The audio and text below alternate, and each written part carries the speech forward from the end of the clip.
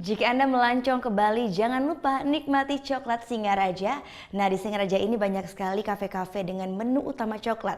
Apalagi sekarang masih musim panen raya coklat di Bali.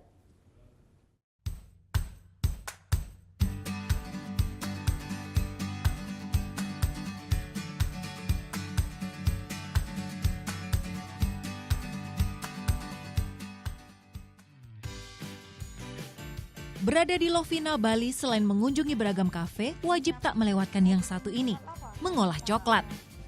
Coklat, telur, dan tepung, semua tinggal dicampur.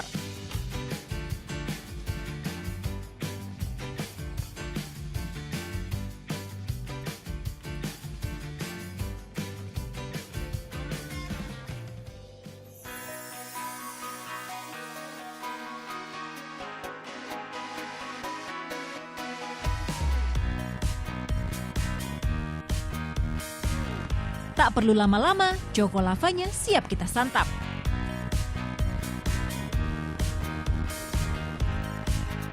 Berlibur di Pulau Bali tak melulu tentang olahraga air, apalagi pantai. Namun kita juga bisa mengenal hasil bumi dan menikmati cita rasa Pulau Dewata yang kaya. Apalagi kalau bukan coklat Singaraja. Mencetak coklat menjadi makanan siap saji mungkin banyak orang sudah pernah melihatnya. Tapi kalau mengolah coklat dari buah segar, belum tentu semua orang tahu, termasuk saya.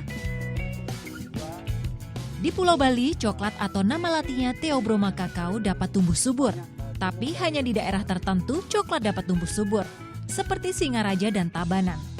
Dengan ketinggian sekitar 300 meter di atas permukaan laut dan suhu yang tidak ekstrem panas, coklat bisa tumbuh baik. Salah satu perkebunan kakao di sini adalah BT Cocoa. Untuk di Bali, sementara serangan hama dan penyakit itu masih kurang. Berarti untuk perkembangan tanaman kakao di Bali itu sudah masih bagus. Gitu. Tidak ada yang rusak begitu signifikan, tidak ada. Artinya masih bagus. Terus dari perkembangan kehidupan tanaman itu semenjak kita tanam sampai kita menghasilkan itu sampai 2 tahun. Terus kalau sudah ada tanaman yang sudah tua, kalau kita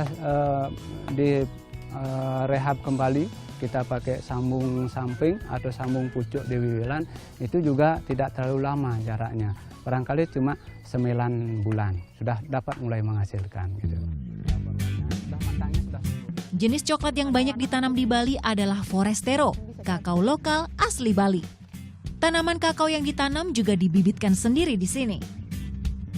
Kakao jenis Forastero disambung pucuk dengan kakao Sulawesi 1. Masa panen kakao 6 bulan sekali, dan Oktober ini termasuk musim panen coklat. Buah coklat yang siap panen warnanya seperti ini. Saat memetik buah kakao seperti ini, kita sisakan 1 cm dari bantalan bunga karena nantinya di tempat yang sama akan tumbuh bunga yang baru untuk coklat yang baru. Ini, Pak. Kulit buah coklat termasuk keras, jadi untuk membukanya diperlukan alat pemecah. Biji coklat yang dipilih ukurannya besar, berwarna putih, dan masih ada lendirnya. Sama-sama manis ya? Ya, ini adalah salah satu kakao lokal dari Bali. Aroma dan rasanya begitu asam, dan ketika nanti kita sudah pecah, biji-bijinya ini kita bisa fermentasi selama 5-6 hari. Biji-biji kakaonya kita taruh ke dalam bak, tapi usahakan agar plasenta atau yang seperti ini tidak ikut masuk ke dalam karena akan menyebabkan fermentasinya tidak maksimal. Selama proses fermentasi, biji kakao dipindah dari satu kotak ke kotak lainnya. Proses ini menyebabkan terjadinya penyusutan biji kakao. Tujuan fermentasi adalah untuk meningkatkan kualitas biji kakao. Biji yang sudah difermentasi kemudian dikeringkan dengan suhu maksimal 60 derajat Celcius. Dalam proses ini, biji kakao akan susut 70%. Setiap 100 kg biji kakao basah setelah dikeringkan hanya akan menjadi 30 kg saja. Kakao kering siap didistribusikan ke pabrik pengolah yang berada di Jawa. Untuk kemudian diolah menjadi pasta, bubuk, atau cocoa liquor yang dikirim hampir ke seluruh dunia.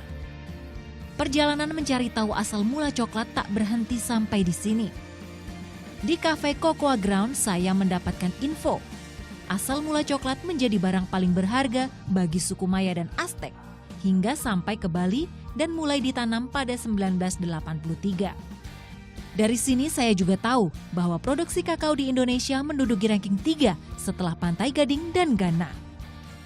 Jadi Cocoa Ground sendiri itu ingin mengenalkan lebih dekat coklat itu seperti apa. Jadi ya mulai dari proses pengolahan kakao hingga menjadi coklat yang siap untuk dikonsumsi.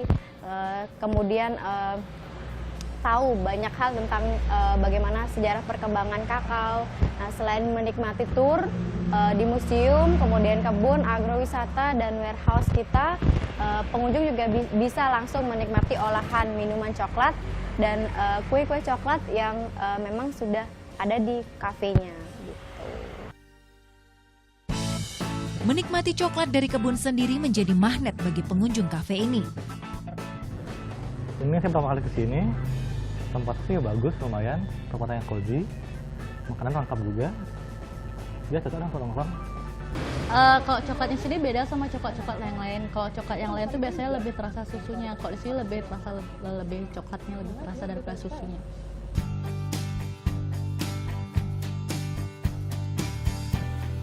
Coklat tak hanya nikmat disantap, tapi juga bermanfaat untuk kulit. Dengan spa coklat saya akan membuktikannya sendiri. Ini adalah satu-satunya spa coklat di Singaraja. Bahan utama krim pijat serta scrub yang dipakai adalah coklat yang diolah dengan minyak zaitun, sehingga menjadi pasta dark coklat. Walaupun terlihat lezat, coklat yang satu ini tidak dapat dimakan, meski sama-sama mengandung antioksidan dan flavonoid yang berguna meningkatkan elastisitas kulit dan mencegah penuaan. Coklat baik untuk kesehatan tidak hanya saat dikonsumsi, namun juga dapat sebagai bahan untuk perawatan kulit.